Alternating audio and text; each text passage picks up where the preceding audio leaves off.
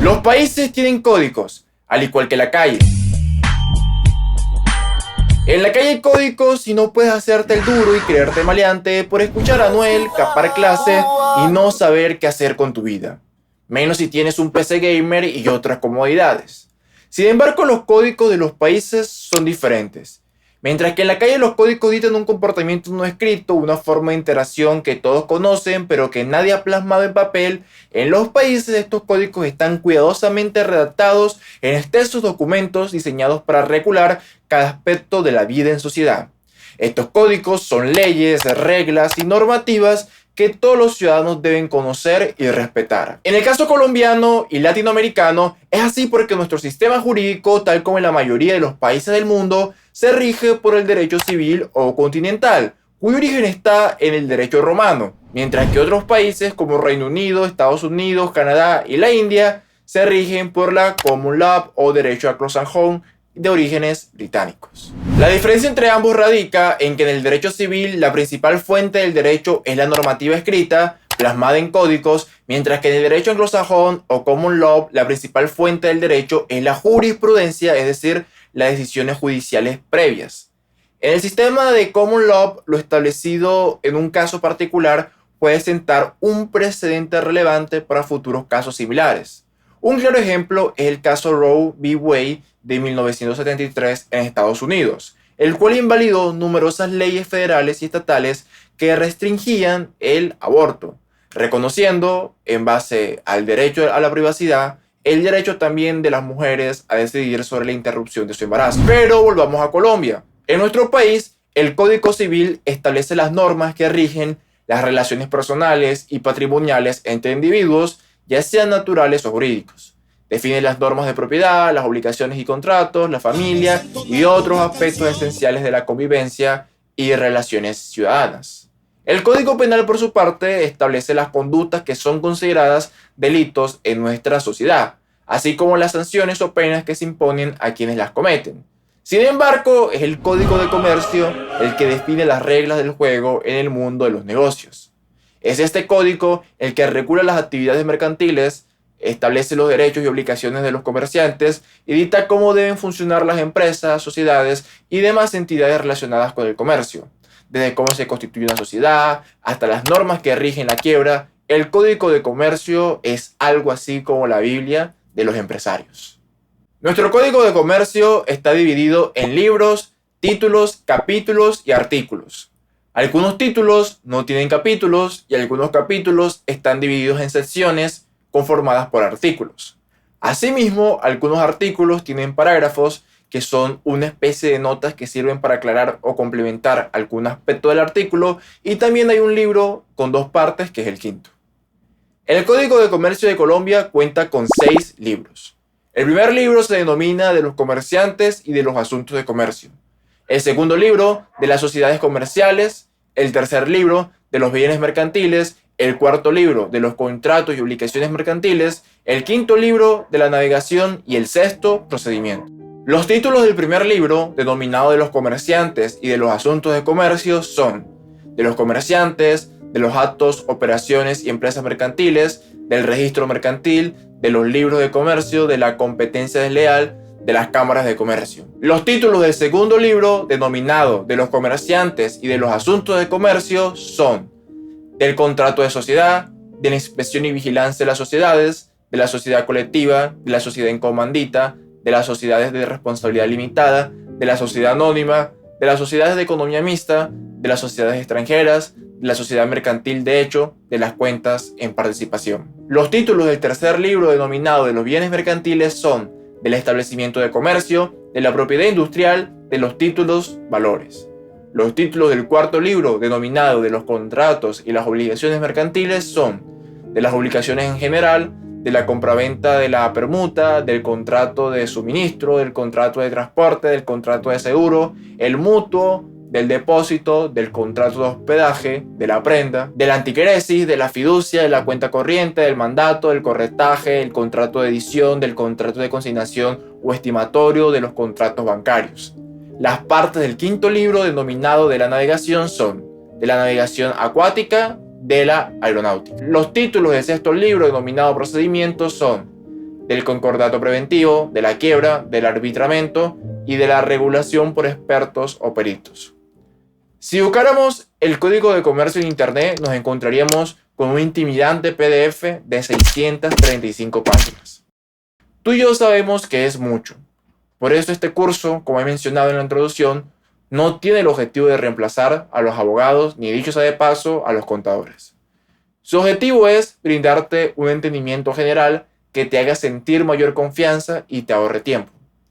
El propósito es divulgar, por lo que es tu responsabilidad asesorarte con expertos en la materia o estar dispuesto a asumir las consecuencias de no investigar lo suficiente antes de actuar. Pero no te quiero asustar, solamente estar en la obligación de hacer ese descargo. Habrás notado quizás que en los títulos del segundo libro no se menciona ni la empresa unipersonal ni las sociedades por acciones simplificadas, dos de los tipos de sociedades o empresas que podemos crear en Colombia. Nuestro Código de Comercio es viejísimo. Fue creado en 1971 durante la presidencia del nefasto Misael Pastrana, papá de Andrés Pastrana.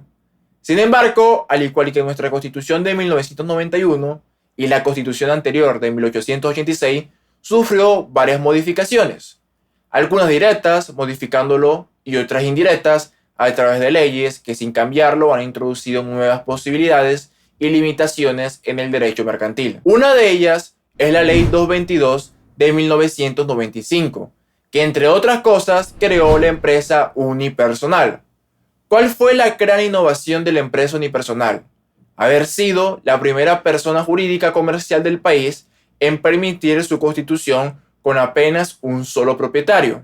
Si revisáramos las sociedades existentes previo a la creación de la empresa unipersonal, notaríamos que impiden lograr la constitución sin contar con como mínimo un socio adicional. Pero el tiempo continuó avanzando y en el mundo se fueron modificando las legislaciones mercantiles para darle cabida tanto a la unipersonalidad societaria como a otras formas de constitución que simplificaran y flexibilizaran el proceso.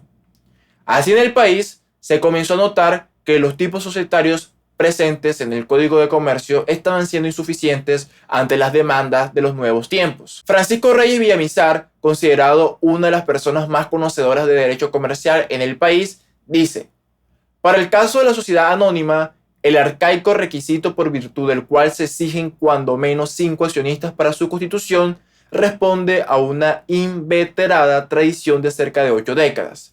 En efecto, se incluyó inicialmente en el artículo 43 de la Ley 58 de 1931 para repetirse sin mayor fundamentación lógica en el artículo 8 del decreto 2521 de 1950 y posteriormente en el artículo 374 del Código de Comercio de 1971. Ante la necesidad de una forma de constitución que otorgara mayor libertad y flexibilizara el proceso, se comenzaron a estudiar elementos del derecho mercantil internacional y se creó con la Ley 1258 de 2008 la Sociedad por Acciones Simplificada, que recibió su nombre del tipo societario francés análogo del que obtuvo la principal inspiración.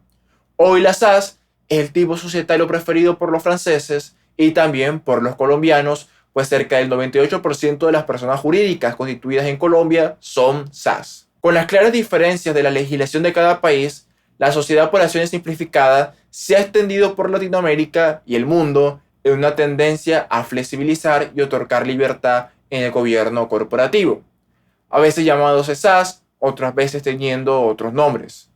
México, Ecuador, Brasil y Argentina son ejemplos de países que ya cuentan con este tipo societario. Si bien en Colombia la Sociedad por Acciones Simplificadas se rige por la Ley 1258 de 2008, no quiere decir que estén desconectadas del Código de Comercio. De hecho, tal como lo dice, por ejemplo, el artículo 45 de la Ley 1258, en lo no previsto en la presente ley, la Sociedad por Acciones Simplificadas se regirá por las disposiciones contenidas en los estatutos sociales, por las normas legales que rigen en la sociedad anónima y, en su defecto, en cuanto no resulten contradictorias, por las disposiciones generales que rigen a las sociedades previstas en el Código de Comercio. Por no decir que además, en varios artículos de la misma ley se cita el Código de Comercio. Artículo 38, supresión de prohibiciones. Las prohibiciones contenidas en los artículos 155, 185, 202, 404, 435 y 454 del Código de Comercio no se les aplicarán a las sociedades por acciones simplificadas, a menos que en los estatutos se disponga lo contrario. En la próxima clase hablaremos de las cámaras de comercio y de los distintos registros que realizan. Eventualmente continuaremos explicando la persona natural y la persona jurídica, enfatizando en las SAS. El módulo 2 del curso apenas está empezando y tiene como promesa cambiar tu perspectiva para siempre. Durante años se ha debatido lo que las cámaras de comercio son en términos jurídicos, y es que puede resultar confuso. Por una parte son entidades gremiales privadas, pero por otra realizan funciones públicas delegadas por el Estado. Una de ellas, que es también la más llamativa de todas, la de llevar el registro mercantil. El registro mercantil es un sistema de información en el que se escriben los comerciantes, las empresas, los establecimientos de comercio y aquellas actas, libros y documentos que la ley exige sean registrados en este. Te preguntarás seguramente qué es una acta, qué es un libro y qué es un documento. Voy a detenerme a explicarlo porque será muy importante para ti distinguirlo. Un acta es un registro escrito de los hechos, decisiones y acuerdos que tienen lugar durante una reunión formal, como la asamblea de accionistas o la junta directiva de una empresa. Incluyen detalles como la fecha y el lugar de la reunión, los asistentes, los temas discutidos, las votaciones realizadas y las decisiones tomadas. Un documento es cualquier escrito que sirve como prueba o testimonio de algún acto, transacción o estado legal. Un ejemplo de documento es el documento de constitución, que se realiza para crear y formalizar empresas. Para dar una idea, en el caso de la SAS, el artículo 5 de la Ley 1258 de 2008 establece que su documento de constitución debe contener los siguientes datos. Otros ejemplos de documentos son, asimismo, las reformas estatutarias, los contratos y cualquier escrito que dé testimonio de un acto ejecutado. Por último, tenemos los libros. Los libros son colecciones organizadas de páginas o registros digitales utilizados para documentar de manera sistemática las transacciones comerciales, operaciones y diversas actividades de una organización.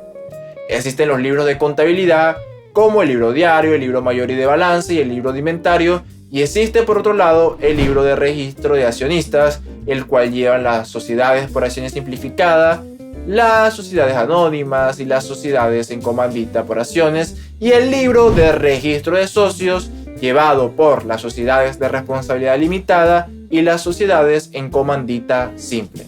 Estos dos libros se parecen en su propósito, pero tienen una terminología diferente, pues en las SAS, las sociedades anónimas y en comandita por acciones, el órgano máximo de decisión es la asamblea de accionistas, mientras que en las sociedades limitadas y en comandita simple es la junta de socios. Asimismo existen los libros de actas de asamblea y junta de socios, en los cuales se recopilan las actas resultantes y se llevan según el tipo societario. Que se les llame libros no significa que sean necesariamente libros. Pueden ser solo hojas, puede ser información contable contenida en un software. En efecto, la principal razón por la que le seguimos llamando libros es por tradición. Si ponemos un ejemplo, desde Alegra, el software de contabilidad que utilizaremos en el curso, nuestro libro diario luce de esta manera. El libro diario o libro de cuentas, dicho sea de paso, es el registro cronológico de todas las transacciones o hechos económicos de una empresa. Tal como observamos, con Alegra, nuestro libro diario es una interfaz gráfica que nos permite escoger un rango de fechas, generar un reporte y exportar además la información en Excel. Por otro lado, nuestro libro de inventario estaría representado por la opción valor de inventario, la cual nos permite escoger distintas bodegas, una fecha límite, generar el reporte y exportarlo. Ahora bien, esto hay que dejarlo claro, no todas las actas, documentos y libros que se generen en nuestra organización deben inscribirse ante las cámaras de comercio, solamente los que exija la norma. Por otra parte, hay que recalcar que desde el decreto 19 de 2012 no es obligatorio que los libros contables estén inscritos ante las cámaras de comercio. En lo que respecta a los dos libros que deben llevar las sociedades, estos pueden ser tanto físicos como electrónicos. En cualquier caso, hay que solicitar ante nuestra cámara de comercio la inscripción de los mismos. Inscripción y registro son los términos utilizados para estación, pero creo que pueden ser confusos porque más que una inscripción, lo que se hace la primera vez es solicitar permiso para poder tenerlos.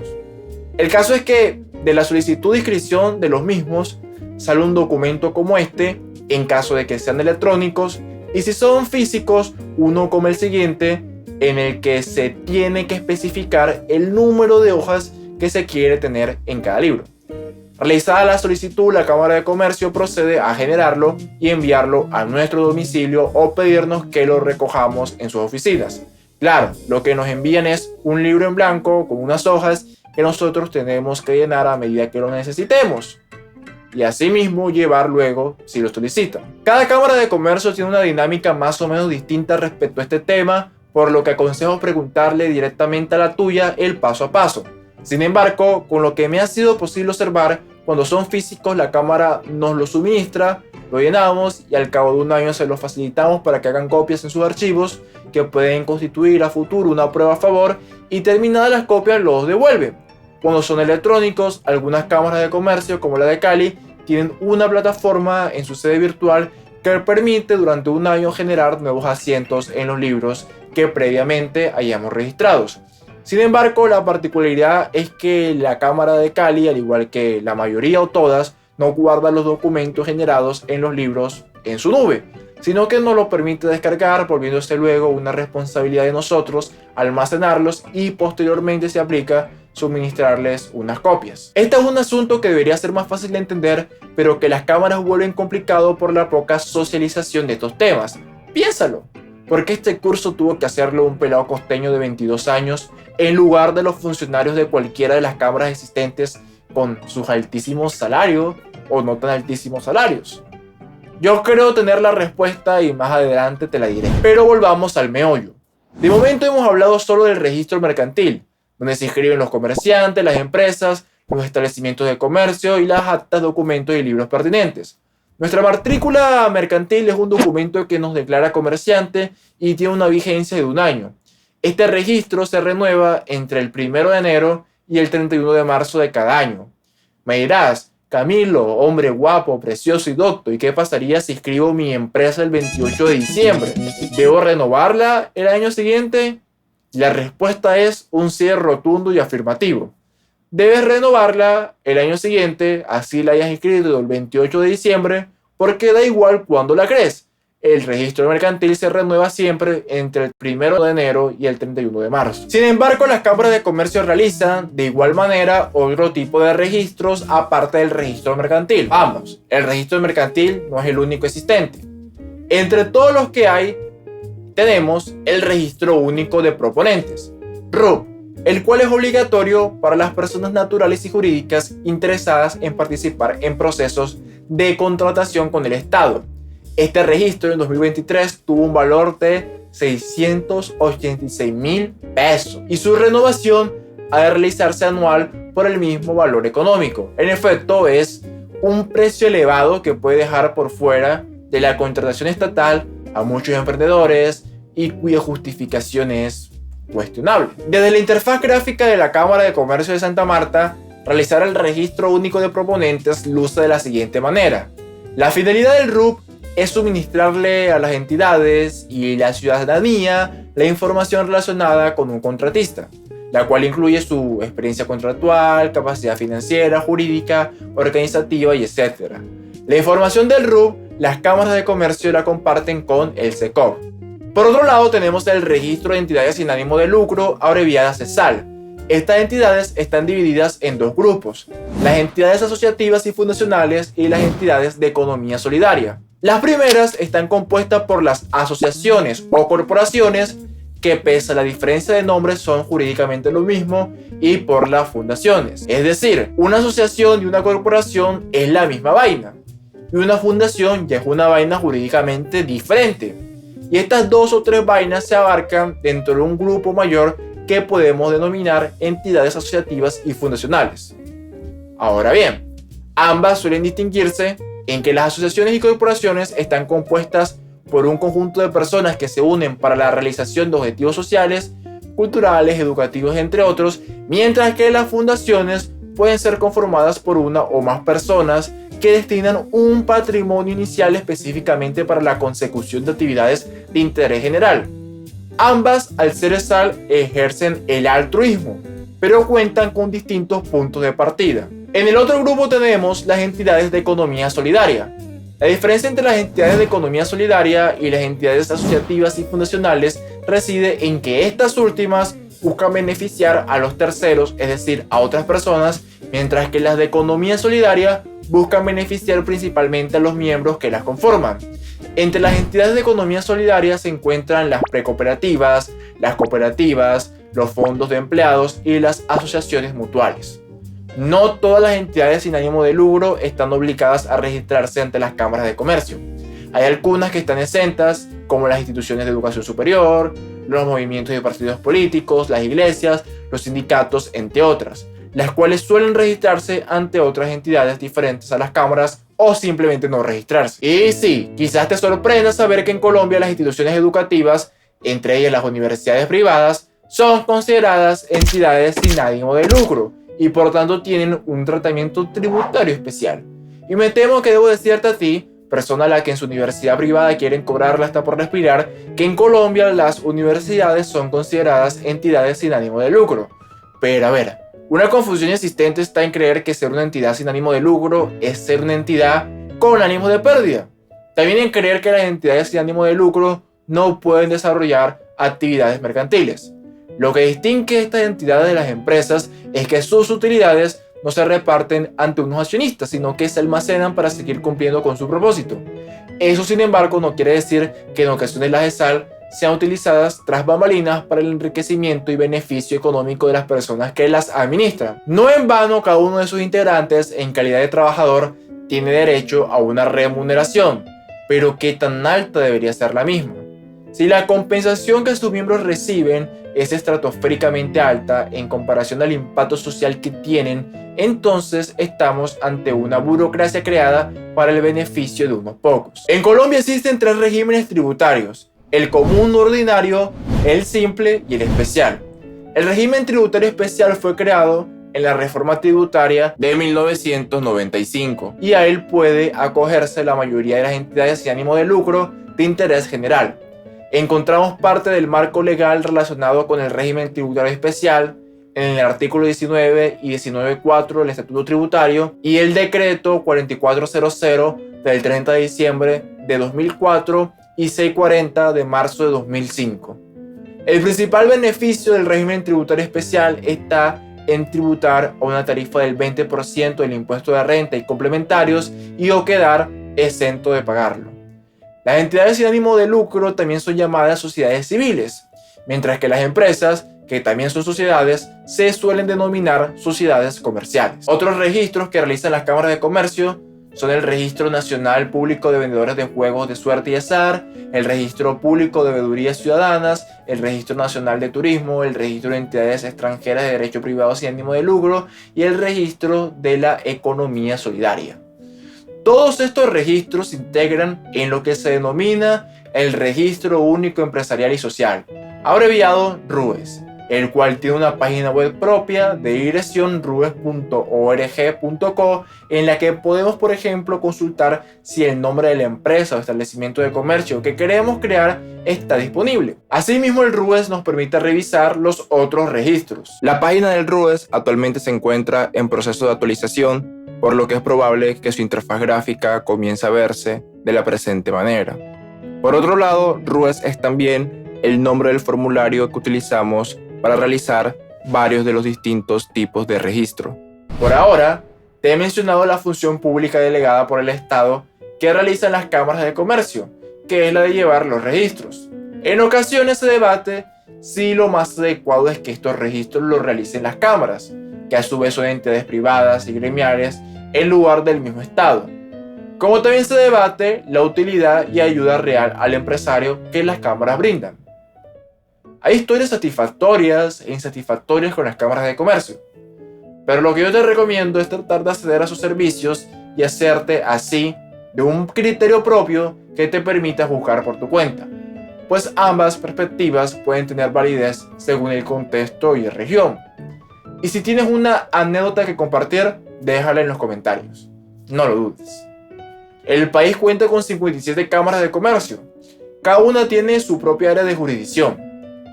Buscando una clasificación, podríamos decir que hay dos tipos de cámaras de comercio: las de jurisdicción geográfica y las de jurisdicción gremial. Las de jurisdicción geográfica son aquellas como la Cámara de Comercio de Santa Marta, de Cali, de La Guajira, de Bogotá, en las cuales realizamos los registros que hemos visto en esta clase, según en qué región estemos ubicados. Las cámaras de comercio de jurisdicción gremial son aquellas como la Cámara Colombiana de la Infraestructura, de la Construcción, del Plástico, donde solo acudimos si pertenecemos a cierta industria.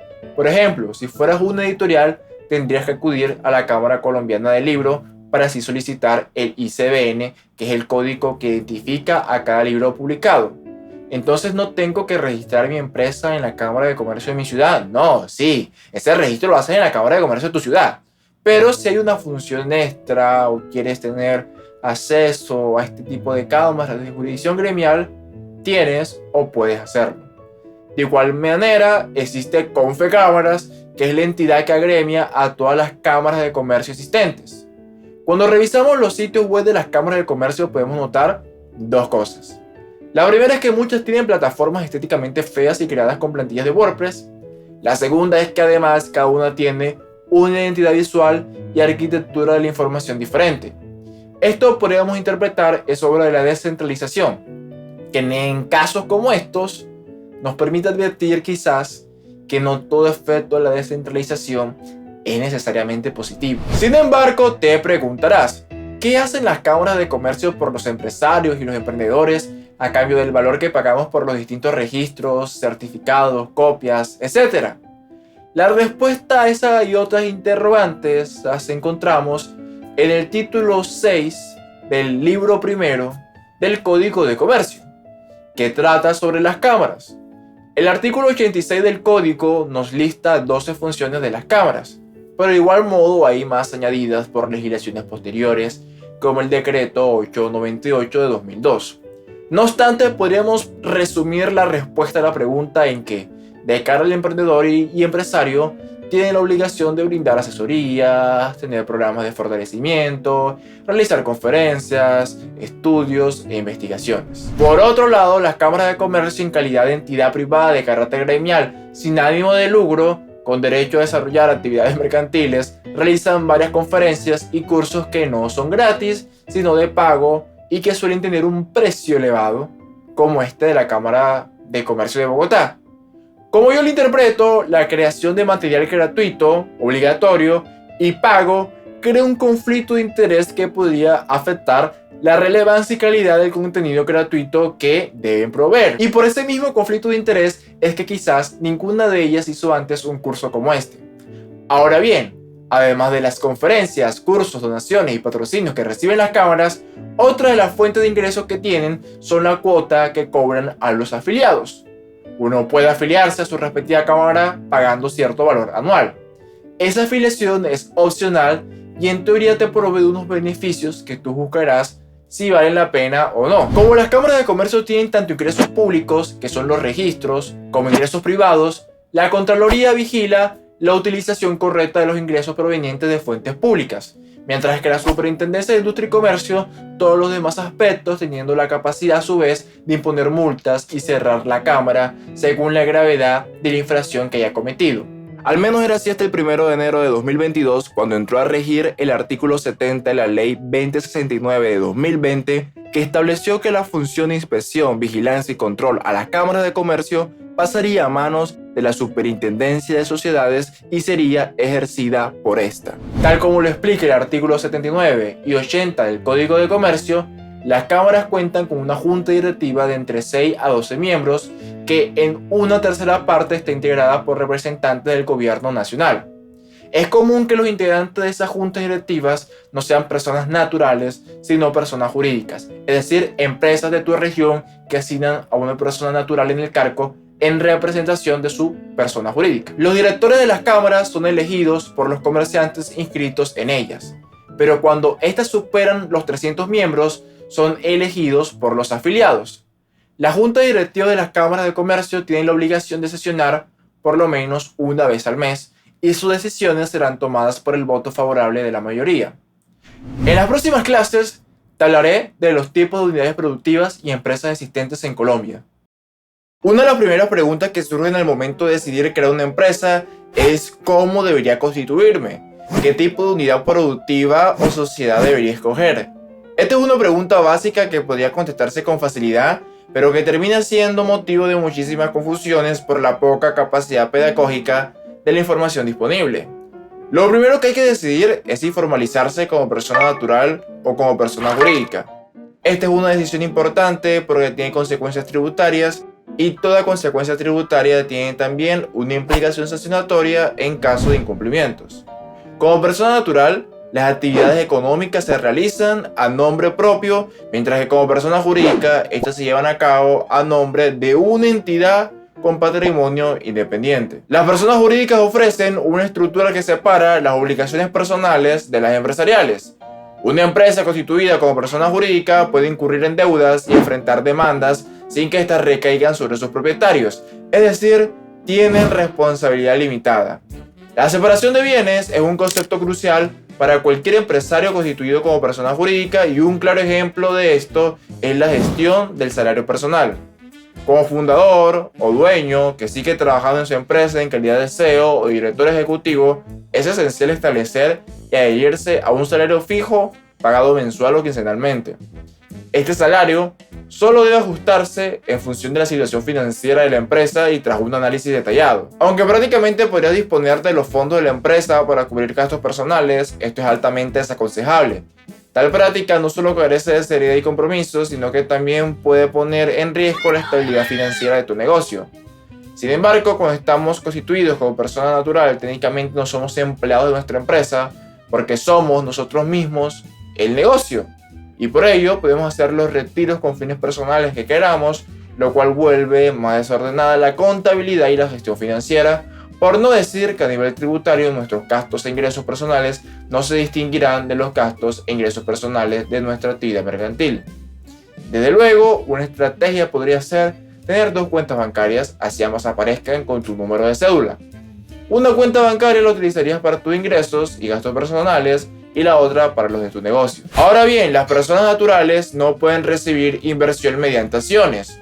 Como la persona natural eres tú, no puedes acordar con un inversionista que a cambio de cierta cantidad monetaria, 4 de tus dedos, una de tus cejas y tu oreja derecha le pertenecerán. Esto es algo que solo pueden hacer las personas jurídicas en calidad de sociedades que estén habilitadas para emitirlas, pues no todas las sociedades pueden emitir acciones. Como persona natural podrás vender partes de tu cuerpo yendo al mercado negro y acordando algo particular con algún gota a gota, pero eso no es algo que te recomienda hacer. Una persona natural puede pedir préstamos, pero no recibir inversión mediante acciones, ni por tanto hacer contratos de vesting, que son contratos comúnmente realizados por fundadores de empresas de tecnología para repartirse cierta cantidad de acciones después de cierta cantidad de años trabajando en la startup que están creando. Los contratos de vesting sirven para tener cofundadores y asegurarse de que ninguno abandone el barco quedándose con una cantidad de acciones indebida trabajando menos que los demás. Así como lo describo, es muchísimo más atractivo constituirse como persona jurídica. Pues ¿quién no quiere proteger su patrimonio del patrimonio de su empresa, pedir préstamos a nombre de esa empresa, emitir acciones, repartirlas, recibir inversión, pagarse un salario y hacer contratos de vesting? Sin embargo, en Colombia, la mayoría de los emprendedores se registran como persona natural. Es más, el 69,4% de las empresas existentes en Colombia son personas naturales. Lo que motiva esta decisión tiene que ver con lo más agradable de este mundo: los impuestos. Como mencioné en la clase pasada, en Colombia existen 3 regímenes de tributación: el ordinario, el simple y el especial. Mientras que el especial aplica solo a las entidades sin ánimo de lucro, al ordinario y simple pueden acogerse las personas naturales y jurídicas en el ejercicio de su actividad mercantil, a menos que tengan un número de ingresos significativo que las excluya de pertenecer al simple. El asunto es que la tributación para las personas jurídicas es muchísimo más severa y exigente que para las personas naturales. Mientras que en el régimen ordinario, las personas naturales cuentan con una tarifa de renta progresiva establecida en el artículo 241 del Estatuto Tributario, las personas jurídicas, bajo el régimen ordinario, pagan un 35% en impuesto de renta sin importar cuánto ganen. Del mismo modo, las personas jurídicas siempre declaran renta, mientras las personas naturales declaran solo si tuvieron ingresos en el año gravable superiores a 1.400 VT o cuentan con un patrimonio bruto de 4.500 VT. Otro ejemplo, mientras todas las personas jurídicas deben ser agentes de retención en la fuente, las personas naturales deben serlo solamente si tienen ingresos superiores a 30.000 VTs. Como curiosidad, en países como México y España, a las personas naturales se les llama personas físicas y en México a las personas jurídicas personas morales. Las denominaciones cambian según el país, así como también, por supuesto, la legislación aplicable. Para añadir otro ejemplo, en Estados Unidos a las personas naturales se les llama sole proprietorships, que es la estructura más similar a nuestra versión colombiana, pues carece de responsabilidad limitada y tributa con los ingresos del individuo. En Estados Unidos, a las personas jurídicas se les denomina legal entities y a las sociedades partnerships. Cuando adquirimos matrícula mercantil en calidad de persona natural, lo común es abrir un establecimiento de comercio. No podemos asignarle un nombre a nuestra matrícula mercantil en calidad de persona natural, pues el nombre de esa matrícula será nuestro nombre de pila. Por ejemplo, Camilo Starling Peñalver Gómez. Pero sí podemos asignarle un nombre diferente al establecimiento de comercio que creemos. Por ejemplo, Wurby. En nuestra legislación, aquellas personas que desarrollan de manera independiente profesiones liberales no están obligadas a inscribirse al registro mercantil. Esto porque el artículo 23 del Código de Comercio no considera prestar servicios inherentes a las profesiones liberales una actividad mercantil. Las profesiones liberales son aquellas en las que predomina el ejercicio del intelecto y que según el decreto 3050 de 1997 están reconocidas por el Estado y requieren un título académico para su habilitación. Ejemplos de profesiones liberales son los abogados, los contadores, los diseñadores gráficos, los programadores, etc. Una curiosidad de las profesiones liberales es que en diciembre de 2023 la Corte Constitucional tumbó unos artículos de la Ley 2277 de 2022, más conocida como la reforma tributaria del presidente Gustavo Petro y el exministro de Hacienda Ocampo. Los artículos declarados inasequibles tenían que ver con el régimen simple de tributación. Este régimen es optativo y está dividido en grupos con límites y tarifas progresivas de tributación. El caso es que antes de la reforma tributaria de Gustavo Petro había solo 4 grupos, pero con esta se crearon 2 más. El problema estuvo en el grupo cuarto y quinto, que según la Corte Constitucional beneficiaba a quienes prestaban servicios de salud y afectaba, por ejemplo, a los abogados y los contadores, impidiéndoles pertenecer al régimen simple y poniéndolos a pagar más impuestos. Pero volvamos a la temática principal de esta clase. Sea que nos constituyamos como persona natural o como persona jurídica, debemos verificar la homonimia, escoger nuestro código SIDU, identificar nuestras responsabilidades tributarias.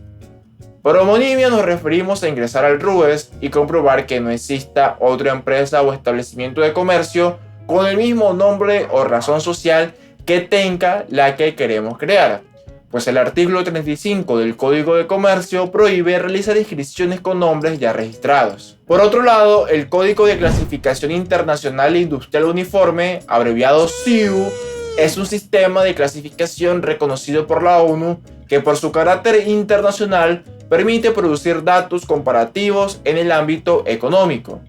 En Colombia es necesario, antes de inscribirnos al registro mercantil, identificar uno o más códigos que cubran la actividad o actividades que vamos a desarrollar. Del mismo modo, estos códigos los incluimos en nuestro registro único tributario RUT.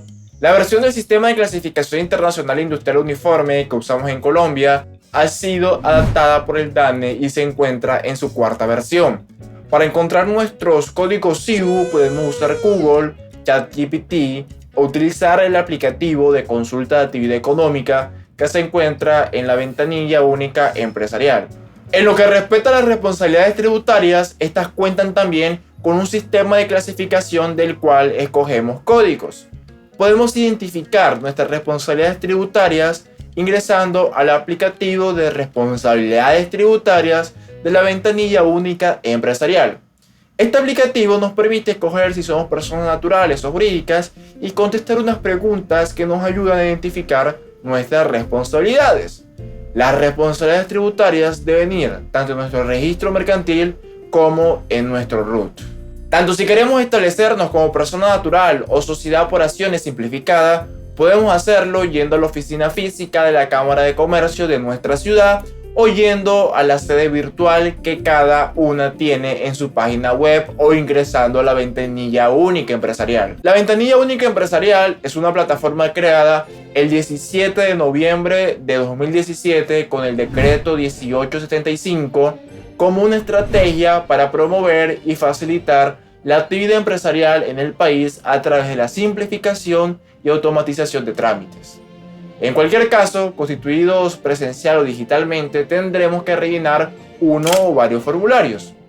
Digo uno o varios porque cuando nos constituimos de forma digital, respondemos unas casillas que nos preguntan cosas sin percatarnos de dónde estamos. Pero podríamos decir que el formulario esencial es el de registro único empresarial y social, el cual rellenamos independientemente de que queramos ser una persona natural o una persona jurídica. El formulario RUES tiene 11 partes. Sin embargo, solo diligenciamos las que nos conciernen. En la primera parte seleccionamos el tipo de registro que estamos haciendo. En la segunda nos identificamos.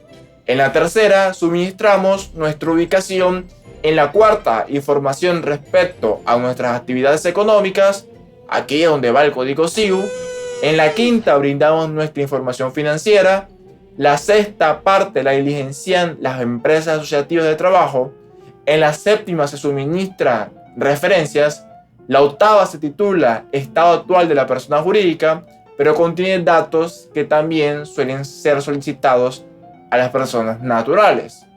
En la novena parte se introducen los bienes raíces en nuestra posesión. En la décima seleccionamos si podemos acceder al beneficio que le ofrece a los jóvenes la Ley 1780 de 2016. Este beneficio consiste en no pagar la inscripción a la matrícula mercantil ni la primera renovación de la matrícula si contamos con entre 18 y 35 años de edad, si no tenemos activos superiores a 5.000 salarios mínimos mensuales, ni más de 50 empleados. Este beneficio también aplica a las sociedades comerciales, pero exige que la mitad más uno de la propiedad esté en manos de una o varias personas con entre 18 y 35 años. Lo gracioso es que el propósito de este apartado de la ley 1780 fue impulsar el emprendimiento joven, como si de todos modos no tuviéramos que pagar otros valores asociados a nuestro registro, como el de crear un establecimiento de comercio y otros, los cuales pueden tener una tarifa más elevada que la de la matrícula. Finalmente, la última parte del formulario RUES tiene que ver con la protección social. Junto al formulario RUES va y puede ir anexado el formulario de responsabilidades tributarias y el de establecimiento de comercio, en caso de que solicitemos la creación de uno. En este curso vamos a inscribir al registro mercantil una persona natural a través de la ventanilla única empresarial. Sin embargo, antes hablaremos de las personas jurídicas. A lo largo de tu camino como emprendedor sabrás de muchos procedimientos, reglas y obligaciones que te harán cuestionar si lo que estás haciendo le ofrece valor a tu empresa o es solo una imposición absurda del Estado. Hay disposiciones que se pueden sentir molestas y antiemprendimiento y hay otras que de hecho son apropiadas. Un ejemplo es la obligación de todas las personas naturales y jurídicas que sean comerciantes de llevar la contabilidad. Y lo sé, la contabilidad suena como algo enredado y problemático, lo cual puede llegar a ser cierto, pero la predisposición negativa a ejecutarla surge de no saber cómo y sentirse intimidado. Independientemente de la legislación, lo más pertinente para cualquier negocio es que desde el día 1 lleve la contabilidad y que lo haga con un software contable que lo facilite como Alegra.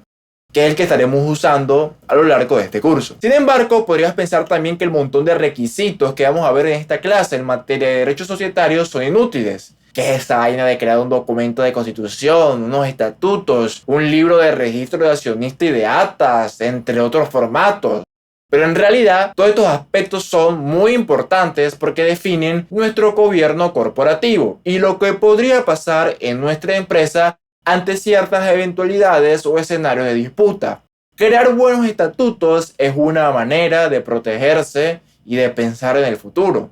Pero el primer paso, claro, es conocer los tipos de personas jurídicas existentes en Colombia en materia empresarial. Es decir, ¿qué sociedades comerciales existen en el país? Pues si en las clases pasadas, a través de las entidades sin ánimo de lucro, vimos algunos tipos de sociedades civiles, ahora vamos a ver las comerciales. En este sentido, en el país existen 6 personas jurídicas diferentes. La sociedad en comandita simple, la sociedad en comandita por acciones, la sociedad de responsabilidad limitada, la sociedad anónima, la sociedad por acciones simplificada y la empresa unipersonal. El tipo societario que escojamos implicará conceptos y obligaciones diferentes. Uno de ellos tiene que ver con el número de socios necesarios para constituir la sociedad. Por ejemplo, mientras la SAS puede crearse con 1 o más accionistas, la sociedad de responsabilidad limitada con mínimo 2 y máximo 25 socios. Otro elemento que cambia según el tipo societario que elijamos es hasta dónde llega la responsabilidad de los propietarios por las obligaciones de la empresa. Por ejemplo, en la sociedad en comandita simple y en comandita por acciones se diferencia entre el gestor, que responde de forma solidaria e ilimitada con su patrimonio personal, y el comanditario, que responde hasta el valor aportado por la sociedad, salvo que exista alguna excepción. Sin embargo, en la otra esquina están las SAS, cuyos accionistas no responden por las obligaciones de la empresa a menos que ésta se use para cometer fraudes. Asimismo, el tipo societario supondrá si se necesita escritura pública para su constitución o si ésta puede realizarse por documento privado. Si el máximo órgano de representación es la junta de socios o la asamblea de accionistas, los cargos obligatorios o no obligatorios para su constitución, la manera en que se cede participación, en que se distribuyen las utilidades, etc. Si buscamos Cámara de Comercio de Medellín, guía de tipos societarios, podremos encontrar un instructivo con las diferencias de cada una de las 6 sociedades comerciales existentes en el país. Ahora bien, hay un 7º tipo de persona jurídica comercial que no suele incluirse en los listados de sociedades comerciales, quizás por lo particular, poco usado o desconocido que es. Este es la empresa asociativa de trabajo, regulada con la Ley 10 de 1991. ¿En qué se diferencia esta de las demás? En que mientras en las sociedades comerciales convencionales los socios aportan capital para obtener una participación en las ganancias, en las empresas asociativas de trabajo los asociados contribuyen principalmente con su trabajo, aunque algunos pueden aportar tecnología y bienes. Las empresas asociativas de trabajo no tienen empleados, tienen miembros o asociados que contribuyen a la empresa por medio de su labor. Asimismo, solo pueden acogerse a estas figuras las empresas que tengan como objetivo la producción, comercialización y distribución de bienes básicos de consumo familiar o la prestación de servicios individuales o grupales. Pueden constituirse con máximo 10 asociados si comercializan bienes básicos de consumo familiar y 20 si prestan servicios. Para conocer más de las empresas asociativas de trabajo y obtener una explicación más precisa, te recomiendo leer este artículo de Ricardo Rebolledo. La constitución de las SAS puede realizarse a partir de una sola persona natural o jurídica. Las personas naturales que constituyen una SAS como único accionista deben rellenar el formato 1 decreto 667 de 2018, mediante el cual declaran que son controlantes. Este formato puede tener distintas representaciones visuales. Por otro lado, de acuerdo al parágrafo del artículo 22 de la Ley 1258 de 2008, ser un accionista único no nos exime de la responsabilidad de llevar el libro de actas. Del mismo modo, tampoco nos exime de llevar el libro de registro de accionistas. Revisemos ahora el artículo 5, que nos habla del contenido del documento de constitución. Lo primero que este declara es que la SAS es creada mediante un documento privado. Este documento privado sería un contrato cuando hay más de un accionista y un acto unilateral cuando hay uno solo. Sin embargo, el parágrafo 2 establece que cuando alguno de los activos que se aporta a la sociedad sea un bien cuya transferencia requiera escritura pública, deberá la SAS constituirse también mediante escritura pública. Diferenciemos escritura pública de documento privado. Un documento privado es aquel cuyo acceso es restringido y que es firmado por particulares sin la necesidad de un notario. Por su parte, una escritura pública es todo documento autorizado por un notario que puede ser consultado por cualquier tercero que decida hacerlo. La compraventa de inmuebles y el matrimonio civil son actos que, por ejemplo, requieren escritura pública. Hay que decir que no podemos crear nuestra SAS mediante la ventanilla única empresarial si requerimos escritura pública para su constitución o si tenemos un accionista que sea persona jurídica. Si este es nuestro caso, deberemos proceder mediante las otras opciones para constituirnos, como ir a la oficina o quizás la sede virtual de nuestra cámara. Aunque también es probable que en el futuro haya una actualización que lo permita. Es más, te cuento que en diciembre de 2023 la plataforma fue actualizada permitiendo la creación de sociedades de responsabilidad limitada, lo cual anteriormente no se podía. Anteriormente el sistema solamente permitía constituir o personas naturales o SAS. El artículo 5 de la Ley 1258 nos dice asimismo que nuestro documento de constitución debe contener por lo menos la siguiente información: el nombre, documento de identidad y el domicilio de los accionistas, la razón social de la sociedad, el domicilio principal de la sociedad y sucursales creadas en su constitución, el término de duración, el cual puede ser definido durante 2, 3 o 4 meses, por ejemplo, o indefinido. Una enumeración de las actividades principales, el capital autorizado, suscrito y pagado, la clase, número y valor nominal de las acciones representativas del capital y la forma y términos en que éstas deben pagarse. Vamos a detenernos en este punto. En las SAS, al igual que en otras sociedades, el capital, es decir, el monto total de recursos económicos comprometidos por los socios para la operación de la empresa, está dividido en autorizado, suscrito y pagado. El capital autorizado es el máximo monto de capital que la sociedad está autorizada a reunir según sus estatutos. El capital suscrito es la parte del capital autorizado que los socios se comprometen a aportar, ya sea en efectivo o en especie. El capital pagado es la cantidad del capital suscrito que efectivamente ha sido aportada por los socios a la sociedad. El artículo 9 de la Ley 1258 nos dice que en ningún caso el pago total del capital suscrito deberá exceder los 2 años. Para ponerlo en otras palabras, cuando creamos una SAS debemos declarar cuál es la cantidad máxima de dinero que creemos vamos a reunir, partiendo de que más adelante consigamos unos inversionistas, y eso se denomina capital autorizado. Claro, cuando hacemos modificaciones de los estatutos o renovamos la matrícula, podemos cambiar este valor. Asimismo, debemos decidir cuánto capital se comprometieron de verdad a aportar los accionistas, y eso se llama capital suscrito, mientras que el que ya han aportado se denomina capital pagado. El otro elemento que nos menciona el inciso sexto del artículo 5 es la clase. Hay varios tipos de acciones. El artículo 10 nos dice, por ejemplo, que podrán crearse diversas clases y series de acciones, incluidas las siguientes según los términos y condiciones previstos en las normas legales respectivas: acciones privilegiadas, acciones con dividendo preferencial y sin derecho a voto, acciones con dividendo fijo anual y acciones de pago. Las series donde salen las juntas, personas con smoking y programas como Shark Tank involuntariamente nos acostumbran a creer que uno cuando compra una empresa compra un porcentaje de esta. Uno no compra un porcentaje de una empresa, uno compra una cantidad de acciones emitidas por esa empresa, si es el caso, las cuales representan un porcentaje de esa compañía. De igual modo, el porcentaje de acciones que tiene un accionista no es fijo porque las empresas pueden diluirse, es decir, emitir nuevas acciones que disminuyan el porcentaje que poseen los accionistas previos. Sin embargo, en los estatutos de la empresa puede haber reglas antidilución, como también en la hoja de términos, que es un documento creado por los fondos de capital de riesgo en el que se escriben las reglas que condicionan la inversión que están realizando en una empresa.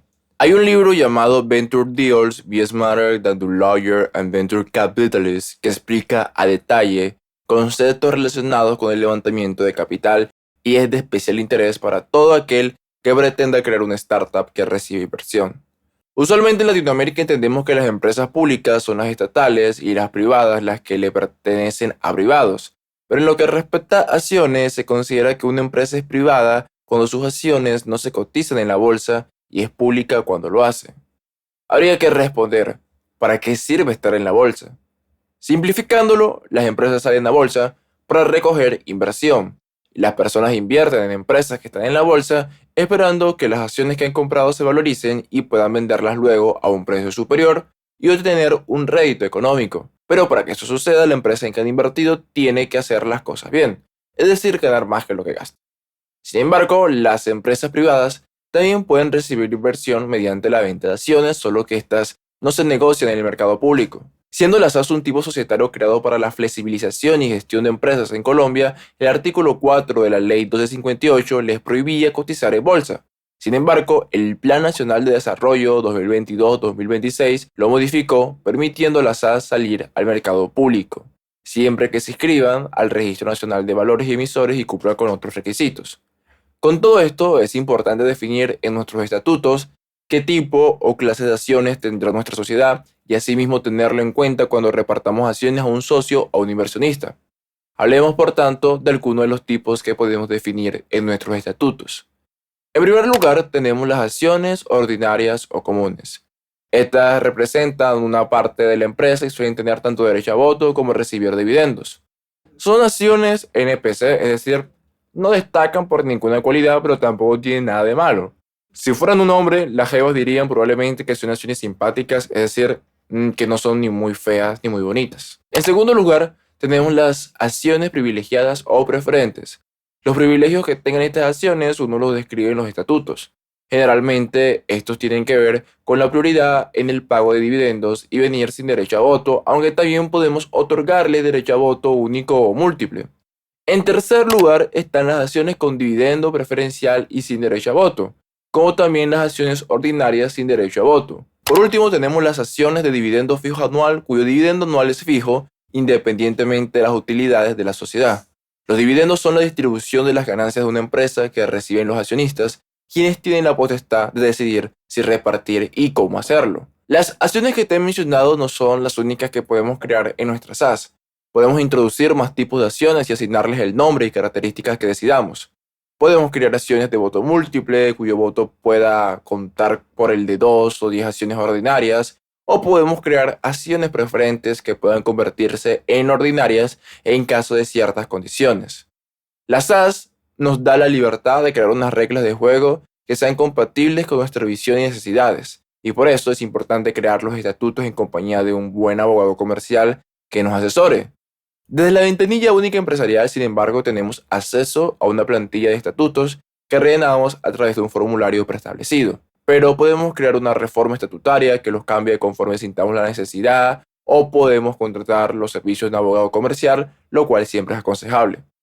Ahora bien, lo siguiente que nos dice el inciso sexto del artículo 5 es el número y valor nominal de las acciones representativas del capital y la forma y términos en que éstas deberán pagarse. Podemos crear el número de acciones que queramos y cada una de estas tendrá un valor nominal que al momento de sumarse deberá ser igual al capital que reportemos al momento de iniciar el trámite, el cual deberá a su vez ser igual al capital suscrito. En otras palabras, es importante definir nuestro capital suscrito considerando cuántas acciones vamos a emitir en nuestra constitución y cuánto va a valer cada acción. Ahí tenemos un ejemplo en el que definimos que las acciones valdrán 20.000 y habrá un capital autorizado de 100 millones, representado en 5.000 acciones de capital autorizado. Este no es dinero que tenga nuestra sociedad, sino el máximo que podrá llegar a tener en cuanto a acciones. Tenemos un capital suscrito de 1.000 acciones que representan 20 millones de pesos. Asimismo, contamos con un capital pagado de 700 acciones que representan 14 millones de pesos. Sigamos al inciso séptimo del artículo 5. Este dice que debemos incluir también la forma de administración y el nombre de documento de identidad y facultades de sus administradores. En todo caso, deberá designarse, cuando menos, un representante legal. Aquí definimos si vamos a tener o no junta directiva, pues la SAS no nos obliga a contar con una. Si vamos a ser el único accionista, entonces no tendremos junta, y si solo somos unos pocos socios, probablemente no tenga sentido tampoco crearla. También, entre otras cosas, designamos al representante legal, que es la persona autorizada para tomar decisiones a nombre de la empresa. Nuestro acto de constitución declara nuestra intención de crear la sociedad y procede luego a enlistar los artículos que conformarán sus estatutos. La ventanilla única empresarial nos permite tanto usar su plantilla como adjuntar nuestros propios estatutos. La plantilla variará según nuestra Cámara de Comercio. Has completado la prueba gratuita del curso. Te invito a acceder al curso completo a través del enlace que está en la descripción del video, el cual te llevará hacia él en Udemy. El curso consta de 7 unidades. La primera de ellas ya está completamente subida y es un análisis del panorama social, económico y empresarial de Colombia. La segunda unidad cubre el derecho societario y la Constitución. Esta primera hora de contenido corresponde a las 4 primeras clases de este segundo módulo. Pero en las siguientes clases del módulo hablo de Delaware, de las sociedades offshore, de algunos indicadores y valores económicos, y también muestro de manera práctica cómo registrar una persona natural, constituir una SAS y renovar una matrícula mercantil. Los otros módulos del curso actualmente se encuentran en publicación y semanalmente se están añadiendo nuevas clases. En este momento ya está disponible la primera clase del módulo de contabilidad, la cual es la mejor introducción a la contabilidad en el país y es una lección de alrededor de 20 minutos que te va a ahorrar muchísimos dolores de cabeza. Y del mismo modo ya está disponible la primera clase del módulo de propiedad industrial. Sin embargo, es muy probable que para cuando veas este video ya se hayan publicado muchísimas más nuevas clases o ya esté completo el curso. Para adquirirlo solamente tienes que hacer un solo pago que te permite tener acceso de por vida a su contenido, nuevas clases y actualización, así como también obtener un certificado de finalización avalado por Udemy. De momento está exageradamente barato, por lo que te recomiendo usar el enlace que está en la descripción, el cual contiene el código de descuento al mismo. Del mismo modo, en la descripción del video encontrarás un enlace que te llevará hacia Alegra, que es el software de contabilidad que estaremos usando en el curso. Así que te recomiendo irte registrando con el enlace de la descripción para así seguir la explicación teórica y práctica del módulo de contabilidad que se llevará a cabo con este software, que hace que las cosas sean más fáciles. Like este video, coméntalo, compártelo, no te quedes tú solo con estos conocimientos, que así es como podemos contribuir a una Colombia más próspera.